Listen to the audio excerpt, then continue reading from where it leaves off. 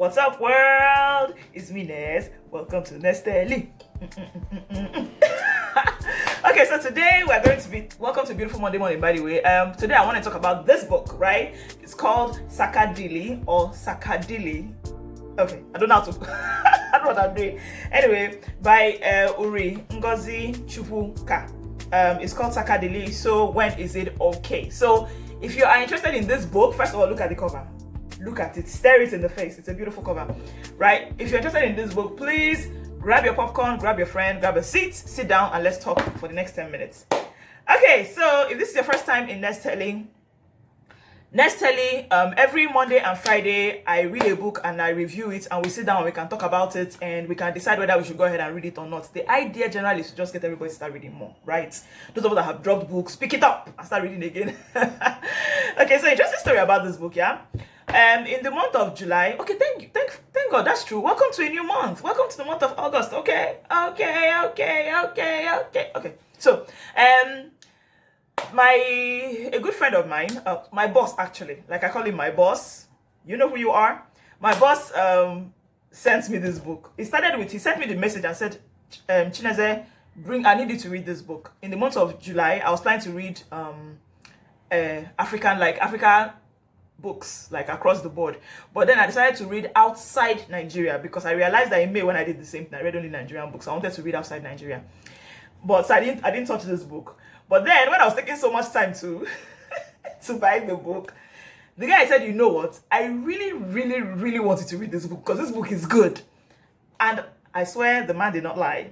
He sent me this book. I kid you not, I did not pay for this book. He just sent it to me. And it's not the person that wrote. I don't know if you understand. Like, if you're the person that wrote the book, you can say, okay, yeah, she's biased because, you know, it's her book. But this person, somebody read it and said, this book is good, take it. And he bought it and gave it to me. Isn't God awesome? Thank you so much, sir. So, this book. This book is okay. First of all, NGOZICHUKWUKA Uri. She's had a TED talk where she talks about women with disabilities. You know, she's more like she does a lot of activism type thing. A lot of her talk, like she talks about the importance of having the conversation with your children. I don't want to use the word SEX because I'm not sure what YouTube will do to me if I do. So, but basically, she wrote this book. Okay, first of all, this book is so easy to read. I read it in 2 days. I'm not trying to brag, but it was so easy to read it. They look like poetry type books, but it's not a poetry, not really. Like, it's easy to understand. It's not like, you know, and the sun is as beautiful as the light, and the light is as beautiful as the stone, and the stone. It's not that kind of thing. No, it's actually her talking, but she wrote them in like stanzas in poetry formats. That was really cool. And this, as in some parts are written like normal, the other side are written in italics. So the italics side, or is that what the italics is? Slanted side, right? The slanted side is basically like, you know, thoughts that she has when she talks about it. So SAKADELLI is a young lady who, for some reason, I thought she was the one. The way the story was written, I thought it was her own story, but like, her name is not SAKADELLI though. So she wrote a story. First of all, this is one of several series. We should be expecting more, which is, I'm thankful for that because I would like to read more. SAKADELLI is a lady who is a young girl. The story starts from when she was 4 years old, where she and her parents, she and her family was in some place in the east where during the war, and they were lucky that they were protected. The mother went out of the way to make it easy for her siblings, for her brothers actually, not to be taken away as soldiers to fight for Biafra. So there was that. Then eventually the Nigerian army came to the village, but the Nigerian army came to the village like 2 weeks before the war ended. So the devastation, even though she saw it, it wasn't as intense as it may have been for some other people because she got to see the war 2 weeks before the war ended. So that was an interesting take. And there's something I've always said, or something I've always thought of. It's interesting how a lot of times when we talk about the Biafran war, we talk about what happened during the war.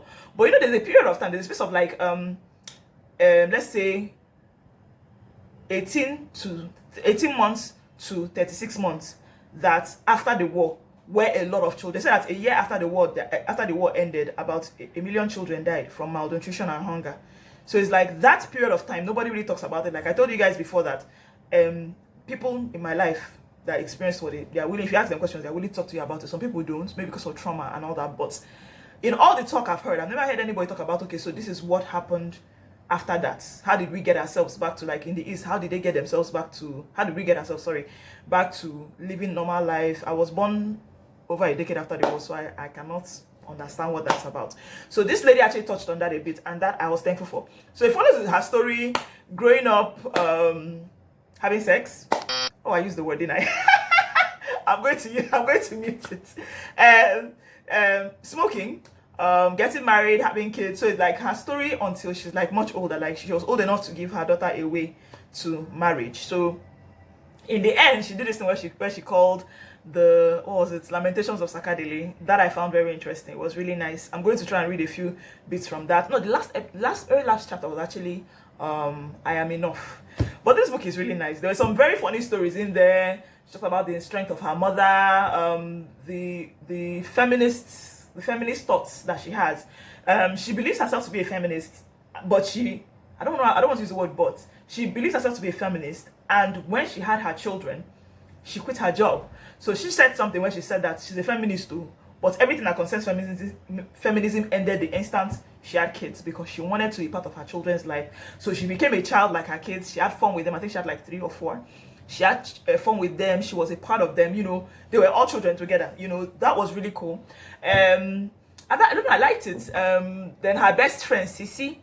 Okay, how she even changed her name to SAKADELLI? I forgot to say that side. SAKADELLI, I think she went to an Ebenezer Obey concert and she heard that word. And boom, you know, she fell in love with the word. She woke up one day, traveled around the neighborhood and told everybody, my name is SAKADELLI from now. So everybody calls me SAKADELLI, and that's that. And suddenly they start calling her mother Mommy SAKADELLI. And mother was like, where did that come from? Because they know the mother as Mommy something else. I've forgotten her name now. Mommy baby. Yeah, she was called baby because she was last born. And you know, the mother found it very funny, but just like that, the name stuck, and she has stuck with it since then. So I wanted to read a bit of the shorts, this thing, the end. See, lots of post-its.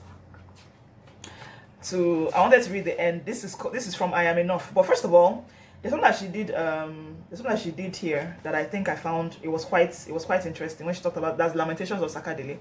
When she gave her daughter up to marry, the day the family was coming to take like, if you're not Nigerian or if you're not African, traditionally after the actual wedding, the bride goes back to her family house. So it's another event, maybe a day or 2 days after, where the husband's family come and take the bride traditionally. So that's what they did in this case. So when the day they came to collect her daughter, she broke down and she had a nervous breakdown. It was a panic attack. She was crying and all that. And all she was thinking about was that how her daughter was going to go through that. She was shouting at herself that what has she done?